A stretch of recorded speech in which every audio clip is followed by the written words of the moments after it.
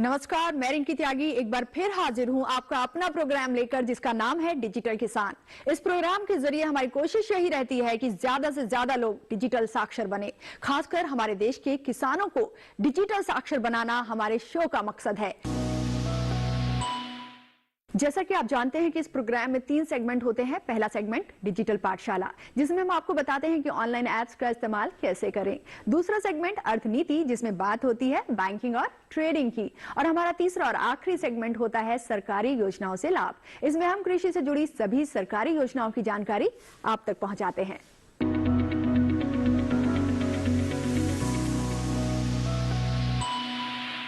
तो चलिए शुरू करते हैं अपना पहला सेगमेंट, जिसका नाम है डिजिटल पाठशाला। डिजिटल पाठशाला में आज एक बार फिर हम बात करेंगे इनाम पोर्टल के उन फीचर्स के बारे में जिन पर लास्ट टाइम समय की पाबंदी के चलते बात नहीं हो पाई थी। और इस बार इनाम पोर्टल के फीचर्स पर बात करने के लिए हमारे साथ हैं हमारे एक्सपर्ट साहिल गोयल।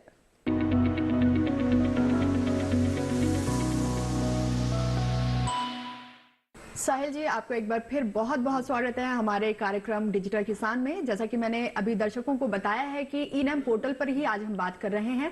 तो सबसे पहले यही जानना चाहेंगे कि अभी हाल फिलहाल ई-नैम पोर्टल में 10 नई कमोडिटीज को शामिल किया गया है, वो कौन कौन सी हैं? जी बिल्कुल, देखिए ई-नाम में अभी जो है 10 नई कमोडिटीज को ऐड किया गया है। उसके बाद जो है जो ई-नाम पे जो कमोडिटीज ऐड हुई हैं वो 203 हो गई हैं। मतलब 203 कमोडिटीज ऐसी हैं जिनके थ्रू जो है ई-नाम पे जो है हम ऑनलाइन पोर्टल के थ्रू जो है ट्रेड कर सकते हैं। इसमें जो आपके बनाना की जो किस्में ऐड की हैं, जैसे बाजी बनाना है, मैसूर बनाना, रेड बनाना, लेडी फिंगर बनाना, इनको ऐड किया गया है। इसके अलावा अगर हम फ्रूट की बात करते हैं तो फूड के अंदर जो है फॉक्सटेल मिलेट जो है वो ऐड किया गया है। मिसलेनियस आइटम के अंदर अगर हम बात करते हैं तो बनाना स्टीम, सिल्क कॉर्नन, ग्रीन हीना लीफ, रा एरोकेट पाउडर और रॉ हनी को भी जो है आपकी बार जो है इसमें ऐड किया गया है। सर, यहाँ पे एक और सवाल बनता है कि वीपीए ई-नैम पोर्टल में एक ऑप्शन होता है, क्या होता है ये वीपीए? वीपीए आपका जो होता है वर्चुअल पेमेंट एड्रेस होता है। वर्चुअल पेमेंट एड्रेस का मीनिंग क्या होता है कि कई बार क्या होता है कि हम ये नहीं चाहते कि हमारा बैंक अकाउंट की डिटेल हम किसी के साथ शेयर करें, जिसके अंदर जैसे हम बैंक अकाउंट डिटेल शेयर करते हैं तो उसके अंदर हमें क्या करना पड़ता है, हमारा आईएफएससी कोड हम बताते हैं, बैंक का नाम हम बताते हैं, ठीक है, ब्रांच हम उसके अंदर शेयर करते हैं। लेकिन वीपीए के अंदर क्या होता है कि एक वर्चुअल पेमेंट एक एड्रेस हमारा बन जाता है। उसके अंदर हमें सिर्फ हमें सामने जो पर्सन है उसको सिर्फ हमें वही शेयर करना है, उसके ही थ्रू वो पेमेंट करता है। वो हो सकता है कि हमारे कौन से भी बैंक में पेमेंट जा रही है उसको उसके बारे में उसको नहीं पता लगता है, तो ये सिक्योर रहता है। कई बार ऐसा होता है कि कुछ बड़ी ट्रांजैक्शंस होती है, उनको सेफ एंड सिक्योर रखने के लिए जो पेमेंट्स करता होते हैं वो ये इस तरीके का वीपीए का यूज करते हैं। जी, जैसे कई बार होता है कि हम ई-नैम पोर्टल के through in case UPI transaction करते हैं तो जो यूपीआई ट्रांजैक्शन की लिमिट होती है क्या वो सेम रहती है ई-नैम पोर्टल के लिए भी, या कुछ रियायत दी गई है उसमें?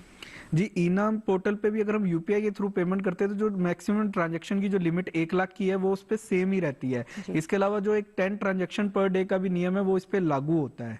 ई पोर्टल का इस्तेमाल करते हुए कई बार ट्रेडर्स को पेमेंट रिलेटेड कुछ दिक्कतें आती हैं, जैसे कि एनईएफटी चालान की अगर हम बात करें तो वो बन जाता है लेकिन पेंडिंग हो जाता है। तो किस तरह से इस पे आप क्या कहेंगे साहिल जी?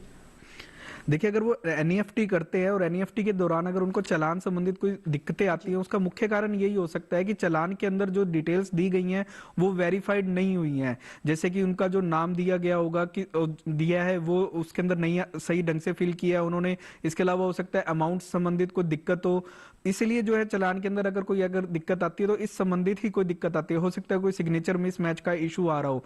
अगर ये इनमें से कोई भी संबंधित इशू अगर उनको आता है तो वो नियरेस्ट जो उनका बैंक है वहां पे उनको संपर्क कर सकते हैं और अपनी जो ये प्रॉब्लम है उसका समाधान देख सकते हैं। साहिल जी, कई बार क्या होता है कि जो एनईएफटी चार्ज है जो बैंक लेता है तो वो कब लेता है और कैसे लेता है? देखिए, एनईएफटी चार्ज जो होते हैं बैंक ऑनलाइन ट्रांजैक्शन या एनईएफटी के थ्रू अगर हम करने की करते हैं तभी बैंक जो है चार्जेस लेता है। जब हम हमारे पेमेंट की प्रोसेस को स्टार्ट करते हैं, जब हम पेमेंट को प्रोसेस करते हैं, बिल्कुल मान लीजिए अगर हमें पेमेंट 1 लाख का करना है, जब हम 1 लाख का पेमेंट करने के लिए उसे प्रोसेस करते हैं, एक्शन लेके आते हैं, तभी बैंक जो है एनईएफटी के चार्जेस जो है हमसे उसी दौरान ले लेता है। तो ये चार्जेस जो होते हैं फिक्स होते हैं कि जैसे कि 1 लाख तक की अगर लिमिट है तो उस पर 2.5 रुपए होते हैं, 5 लाख तक पे जो होते हैं उस हिसाब से अमाउंट थोड़ा सा बढ़ जाता है तो वहां पे जो है 15 रुपए से 25 रुपए तक होते हैं। ये एनईएफटी के चार्जेस जो होते हैं बैंक बाय बैंक जो है वेरी भी कर सकते हैं। कुछ बैंक्स ऐसा भी होता है कि स्टार्टिंग में इनिशिएटिव देने के लिए कुछ अमाउंट तक का, पर्टिकुलर अमाउंट तक का एनईएफटी फ्री ऑफ कॉस्ट भी देते हैं। अगर ई-नैम पोर्टल की ही बात करें तो यहाँ पर एक इंसेंटिव फीचर दिया गया है, क्या है ये फीचर? इंसेंटिव फीचर अगर आप देखते हैं तो इंसेंटिव को एक एप्रिसिएशन के तौर पे अगर हम देख सकते हैं, मतलब कहने का मतलब ये है कि अगर जो किसान है वो गवर्नमेंट चाहती है कि ज्यादा से ज्यादा इस पोर्टल का यूज करे, इस पोर्टल पे आए, वो इनाम के पोर्टल पे आए और इनाम के थ्रू जो है अपने जो फसल है उचित दामों पे बेच सके। इसके लिए क्या करते हैं कि उन्होंने उन इंसेंटिव स्कीम्स चालू की हैं ताकि ज्यादा से ज्यादा किसानों को इसके बारे में अवेयरनेस हो, एजुकेट हो और उनको पता लगे कि हाँ इस थ्रू पोर्टल के थ्रू अगर हम सेलिंग करते हैं तो हमारी जो फसल है उसको उचित दाम भी मिलेंगे और हमें इंसेंटिव भी मिल रहा है। तो पोर्टल को सभी को इस्तेमाल करना है। इसी मकसद से डिजिटल किसान कार्यक्रम लाया भी गया है कि जितने भी हमारे किसान हैं वो ज्यादा से ज्यादा ऑनलाइन जुड़े और इस तरह के जो तमाम अच्छे पोर्टल्स है गवर्नमेंट के, जो किसानों के लिए गवर्नमेंट काम कर रही है, उनका ज्यादा से ज्यादा लाभ हमारे किसान भाई बहन उठा पाए। अच्छा साहिल जी, यहाँ पर एक और फीचर मैं देख पा रही हूँ डिटेल प्राइसिंग का, वो क्या है?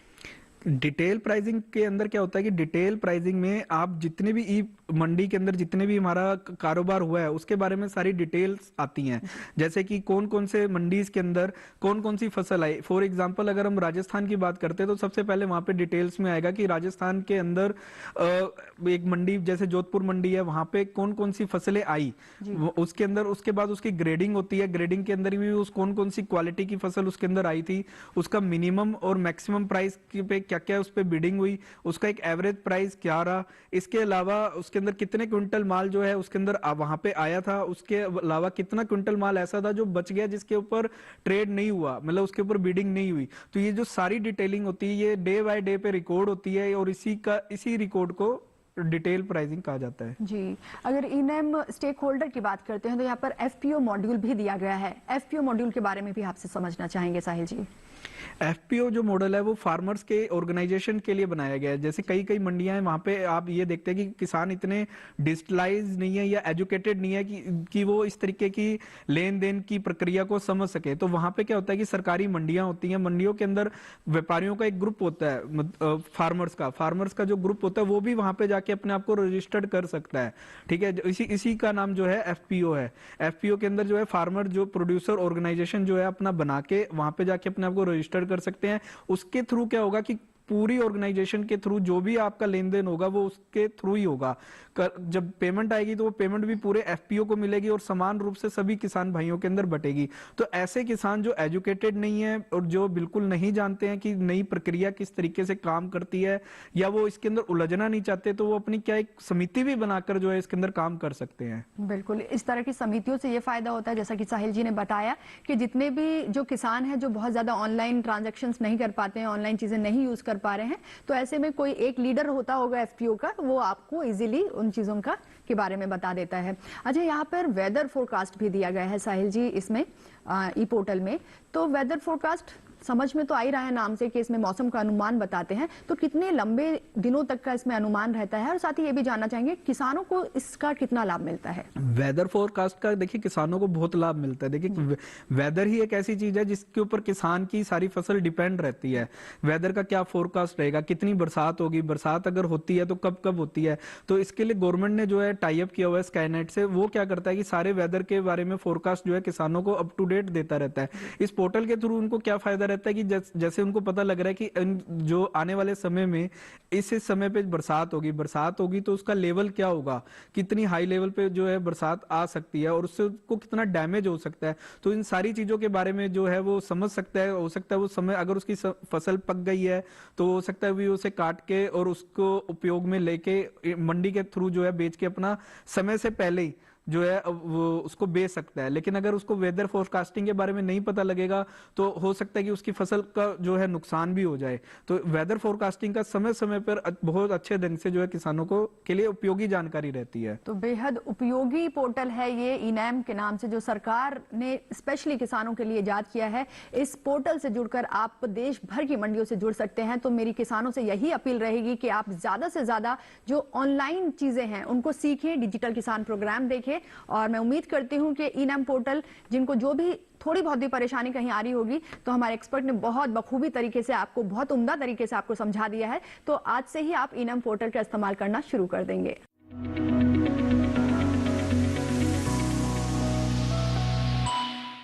फिलहाल बढ़ेंगे अपने अगले सेगमेंट की ओर, जिसमें आज हम आपको जानकारी देंगे फिक्स्ड डिपॉजिट के बारे में। लेकिन उससे पहले लेंगे एक छोटा सा ब्रेक, जल्द लौटते हैं। अब बने रहिए हमारे साथ डीडी किसान पर। Payment fail. Payment fail? लेकिन पैसे तो कट गए, गई मेरी मेहनत की कमाई। हो जाएगी भरपाई, चिंता मत कर मेरे भाई। अगर डिजिटल ट्रांजैक्शन फेल हो जाए और अकाउंट से पैसे कट जाएं, तो बैंक समय से पैसे लौटा देगा, वरना कॉम्पनसेशन का है प्रावधान। नहीं तो आरबीआई के ओम्बुड्समैन को शिकायत करें आप। Your bill. मेरी फीस। आरबीआई कहता है जानकार बनिए, सतर्क रहिए।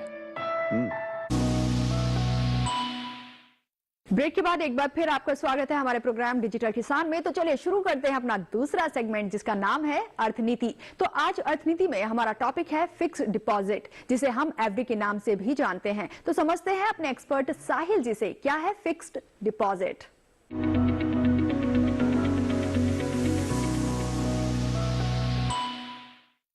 तो जैसा कि आज मैंने बताया, अर्थनीति सेगमेंट में हम बात करेंगे फिक्स्ड डिपॉजिट पर। क्या होता है फिक्स्ड डिपॉजिट? तो साहिल जी आप बताएं हमारे दर्शकों को।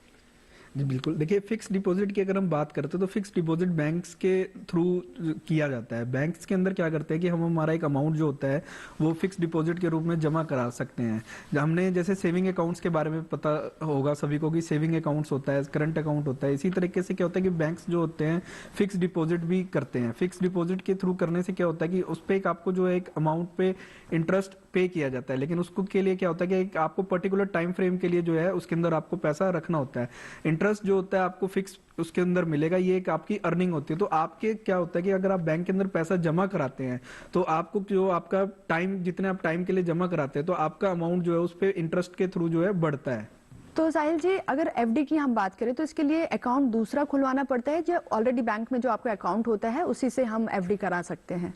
देखिए, अगर हम एफडी अगर हमें कराना रहता है तो बैंक सिर्फ हमसे एक ऑथराइजेशन लेता है। अगर हमारा उस बैंक के अंदर सेविंग अकाउंट ऑलरेडी खुला हुआ है तो हमारी केवाईसी ऑलरेडी उस बैंक के साथ की हुई होती है। तो बैंक सिर्फ हमसे एक एफडी के लिए परमिशन मांगता है। हम परमिशन के अंदर हमसे वेरीफाइड करता है, एक सिग्नेचर हमें वापस से एफडी फॉर्म के अंदर करने रहते हैं। हमारा पासपोर्ट साइज फोटोज वापस हमें उसमें लगाना, अटैच करना रहता है। तो इसके अलावा एक हमें टाइम फ्रेम डिसाइड करना पड़ता है कि किस टाइम फ्रेम के लिए जो है हम बैंक को जो है ऑथराइज कर रहे हैं कि इतने टाइम फ्रेम के लिए हमारा जो पैसा है आप जो है फिक्स डिपॉजिट में रख सकते हैं। मतलब कि जो अकाउंट है वो दूसरा नहीं खुलवाना पड़ता है। तो अगर हम ऑनलाइन प्रोसेस की बात करें तो क्या एफडी के लिए ऑनलाइन प्रोसेस किया जा सकता है या इसके लिए बैंक जाने की जरूरत पड़ती है? एफडी को ऑनलाइन प्रोसेस के थ्रू भी किया जा सकता है। आजकल जितने भी ज्यादातर बैंक हैं उन्होंने ऑनलाइन जो अपना उनका बैंक का पोर्टल है उसके ऊपर एफडी के लिए जो है अलग से एक सेगमेंट बनाया हुआ है। हम चाहे तो जो है हमारा जो अगर मान लो सेविंग अकाउंट का जो पैसा है हम अगर एफडी के अंदर डालना चाहते हैं तो हमें उसके ऊपर ऑप्शन के ऊपर क्लिक करना है, टाइम फ्रेम को डिसाइड करना है। उस टाइम फ्रेम के अकॉर्डिंग जो हमें इंटरेस्ट उसके अंदर मिलेगा वो हमें उसके अंदर वो मेंशन कर देते हैं। उसके बाद अगर हम उसे ओके कर देते हैं, मतलब एग्री कर देते हैं, देन क्या होगा कि हमारा जो अमाउंट है सेविंग अकाउंट से फिक्स डिपॉजिट के अंदर चला जाएगा और उसके बाद उसकी एक जो कॉपी है जो वो हमारे मेल के ऊपर आ जाएगी कि हमने जो अमाउंट है वो फिक्स डिपॉजिट के अंदर डिपॉजिट कराया है। तो अगर डॉक्यूमेंट्स की बात की जाए साहिल जी, तो क्या कुछ डॉक्यूमेंट्स यूज किए जाएंगे? डॉक्यूमेंट्स से रिलेटेड अगर हम बात करते हैं तो डॉक्यूमेंट से रिलेटेड हमारे जो एफडी के लिए रहते हैं वो मेनली पैन कार्ड रहता है, आपका आधार कार्ड रहता है, इसके अलावा आपकी पासपोर्ट साइज फोटो रहती है, आपका एड्रेस प्रूफ जो है इसके अंदर रहता है। क्या कुछ बेनिफिट्स हैं एफडी कराने के? बेनिफिट्स तो देखिए बहुत है। एक तो सबसे मेन बेनिफिट तो यही है कि इसके अंदर आपको एक फिक्स इंटरेस्ट मिलता है, मतलब एक आपकी एक सेकंड इनकम जो है आपके अमाउंट पे आपको मिल रही है। कुछ न कुछ अमाउंट आपको जो है आपके रखे हुए पैसे पे आपको मिल रहा है, मतलब एक है। इसके अलावा जो एक और अगर हम इसका बेनिफिट लेके देख के चल सकते हैं, अगर हमें मान लीजिए कभी कुछ लोन की जरूरत पड़ती है तो हमें फिक्स डिपॉजिट के ऊपर भी जो है लोन मिल सकता है, मतलब जो कम रेट पे मिलेगा, मतलब क्योंकि ये हमारा एक सिक्योर अमाउंट हो गया। तो बैंक क्या करता है, अगर हमें मान लीजिए कल को मतलब 10 लाख हमने फिक्स डिपॉजिट के अंदर कराया हुआ है और मुझे 5 लाख रुपयों की जरूरत है तो मैं एज ए लोन भी जो है उसको ले सकता हूं, मुझे अपनी एफडी तोड़वाने की जरूरत नहीं होगी। तो इस तरीके से, इसके अलावा अगर क्रेडिट कार्ड के ऊपर भी जो है हमें मिलते हैं, तो इस तरीके से छोटे छोटे कई बेनिफिट हैं जो हमें फिक्स डिपॉजिट के थ्रू जो है मिलते हैं। तो ये जो अमाउंट एफडी का होगा उस पर डिपेंड करेगा कि कितना लोन मिलता है या एक फिक्स अमाउंट होता है कि इतने तक आपको लोन मिल सकता है? देखिए, अगर हम एफडी के इसके अमाउंट की बात करते हैं तो जैसे 10 लाख के मैंने एक आपको एग्जांपल दिया, तो ऐसा हो सकता है कि आपको 10 लाख के मतलब 80% तक आप मान के चलिए कि 80% तक जो है आपका लोन जो है उस पर सैंक्शन हो जाता है। तो ऐसा कोई मैक्सिमम या मिनिमम लिमिट करके नहीं है, क्योंकि ये बैंक टू बैंक वेरी करती है चीजें। हो सकता है कि आपको जो बैंक है वो आपको 40% तक ही अलाउ करे, तो दैट इज डिपेंड अपॉन, ये बैंक के ऊपर कार्यशैली पे निर्भर करता है कि वो एफडी के ऊपर कितना लोन जो है सैंक्शन करता है। करता है। अगर एफडी की ही लिमिट की बात करें, अमाउंट लिमिट की, तो क्या कुछ ऐसे फिक्स की गई है मिनिमम या मैक्सिमम लिमिट, या कितने की भी कोई भी कितनी भी लंबी एफडी करा सकता है, मतलब कितनी भी भारी या हल्की, शुरुआत कहाँ से होती है? देखिए, अगर हम अमाउंट के टर्म्स में बात करते हैं तो जो मिनिमम वैल्यू जो अगर हम एफडी के लिए हम यूज करते हैं तो वो 1000 रुपए से स्टार्ट होता है, जो बैंकों ने डिसाइड किया है। इसके अलावा कुछ एनबीएफसी बैंक है जो 500 रुपए से अलाउ कर देते हैं, लेकिन अगर मैं गवर्नमेंट की ओर से लेके चलूँ या आरबीआई के रेगुलेशन की बात करता हूँ तो वो 1000 रुपए मिनिमम से स्टार्ट हो जाती है। मैक्सिमम की अगर बात करें तो मैक्सिमम की यहाँ कोई तय सीमा नहीं है, लोग करोड़ 2 करोड़ या ऊपर में भी जहां तक होता है बैंक के साथ जो अपनी एफडीज करवा के चलते हैं। इसके अलावा अगर मैं टाइम फ्रेम की बात करता हूँ तो टाइम फ्रेम है वो मिनिमम 7 दिन का होता है, 7 दिन की कम से कम की एफडी रहती है। इसके अलावा मैक्सिमम जो टाइम फ्रेम रहता है वो 10 ईयर तक का रहता है।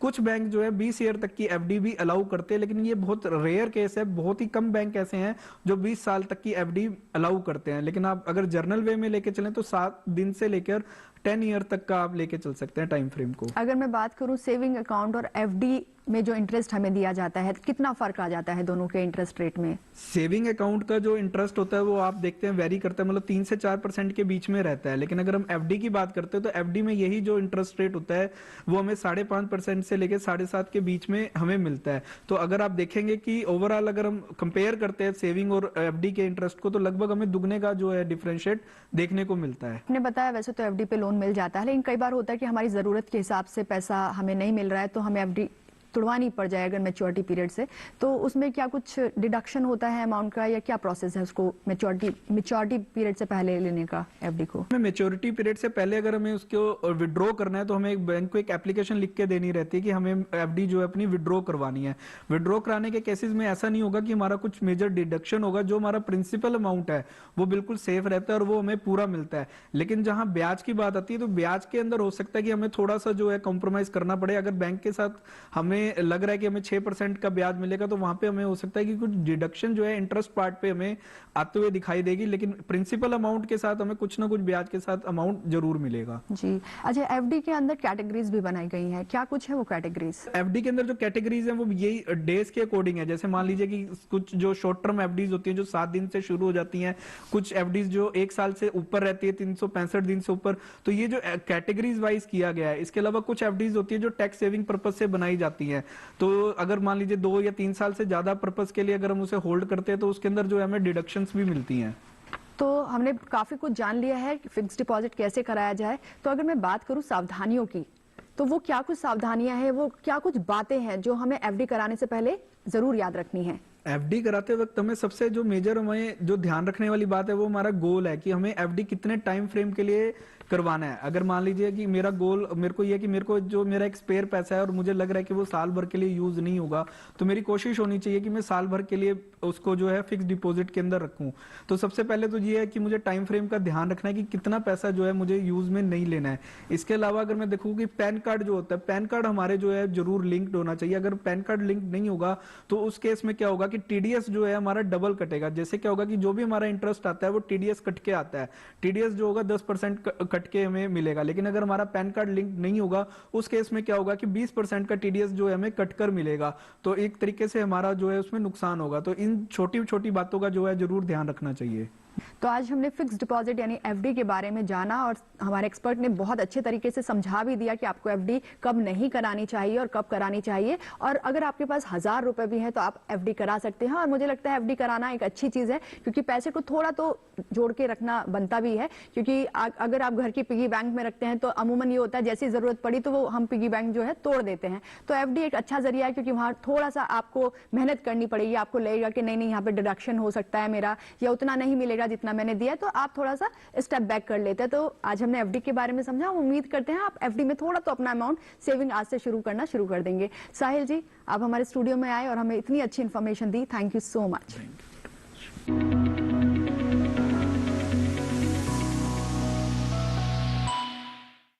फिलहाल वक्त एक और ब्रेक का। ब्रेक के बाद जानेंगे कि ऐसी सरकारी योजना के बारे में जो मत्स्य पालन से जुड़ी है। तो आप बने रहिए हमारे साथ डीडी किसान पर। मेरे प्यार को मैं इसे अपने से कभी जुदा नहीं करूंगी आर्यन। देखोगे भी कैसे रमाकांत, क्योंकि तुम जैसे छोटे लोग अपनी सारी जिंदगी ये सपना देखते देखते गुजार देते हो कि दूसरों की दौलत कैसे हासिल की जाती है। अपने ये आंसू पोंछ डाल और मेरे वजूद से बाहर निकलने की कोशिश कर, अपना एक वजूद बना।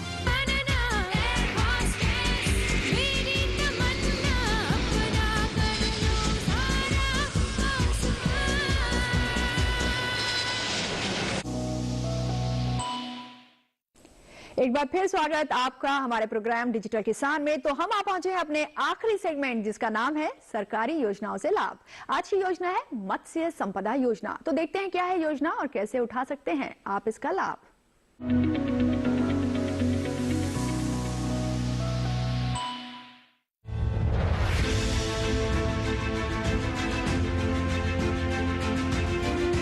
मछली उत्पादन भारत के सबसे महत्वपूर्ण क्षेत्रों में गिना जाता है। ये व्यवसाय प्राकृतिक स्तर पर भी होता है और तालाबों में मछली पालकर भी। सभी तरह की मछली कारोबार को मिला लिया जाए तो ये क्षेत्र 2 करोड़ 80 लाख लोगों को रोजगार दे रहा है। इनमें समुद्र से मछलियां पकड़ने वाले मछुआरे भी शामिल हैं और तालाबों में मछली पालन कर रहे किसान भी। 2014 से 2019 तक के आंकड़े बताते हैं कि मछली उत्पादन का व्यवसाय 11% की सालाना दर से बढ़ रहा है। इस दौरान मछली उत्पादन में भी 8% की जबरदस्त वार्षिक बढ़ोतरी देखी गई। 2019-20 के दौरान करीब 150 लाख टन मछली उत्पादन हुआ था, जबकि उससे पिछले साल 13,93,000 टन समुद्री उत्पादन का निर्यात हुआ। भारत से जितना भी कृषि संबंधी निर्यात होता है उसमें 17% मछली या उससे बने उत्पाद होते हैं। इस तरह भारत दुनिया का दूसरा सबसे बड़ा जल कृषि उत्पादक देश है और मछली निर्यात के मामले में भी हम सबसे बड़े देशों में गिने जाते हैं। ये आंकड़े मछली व्यवसाय की शानदार परफॉर्मेंस की ओर इशारा कर रहे हैं। केंद्र सरकार ने इस क्षेत्र के सुंदर भविष्य का अंदाजा लगा लिया है, इसलिए वो ज्यादा सुविधाएं देने और कठिनाइयों को दूर करने की कोशिश में लग गई है। प्रधानमंत्री मत्स्य संपदा योजना इन्हीं कोशिशों का नतीजा है। एक ऐसी योजना जिसका मकसद मछली क्षेत्र में आ रही चुनौतियों से निपटना और किसानों की आमदनी दोगुनी करना है। 5 साल तक चलने वाली इस योजना में 20,050 करोड़ रुपए खर्च किए जाएंगे। इसमें से मरीन, इनलैंड फिशरीज और एक्वाकल्चर में लगभग 12,340 करोड़ रुपए और फिशरीज इंफ्रास्ट्रक्चर के लिए लगभग 7,710 करोड़ रुपए के निवेश की बात कही गई है। उम्मीद है कि इस योजना से मछली पालन की गंभीर कमियों को दूर करके उसकी क्षमताओं का भरपूर इस्तेमाल हो सकेगा। साथ ही 9% की सालाना बढ़ोतरी के साथ 70 लाख टन का अतिरिक्त सालाना उत्पादन प्राप्त किया जा सकेगा। अगर ये लक्ष्य हासिल हो गया तो 2024-25 तक हर साल 220 टन मछलियों का उत्पादन हो रहा होगा। मत्स्य संपदा योजना से मत्स्य पालन के लिए गुणवत्ता युक्त बीज हासिल करने के साथ साथ मछली पालन के लिए बेहतर जलीय प्रबंधन में भी मदद मिलेगी। इसके अलावा मछली पालन के लिए जरूरी बुनियादी ढांचा विकसित हो सकेगा और मजबूत मूल्य श्रृंखला बनाई जा सकेगी।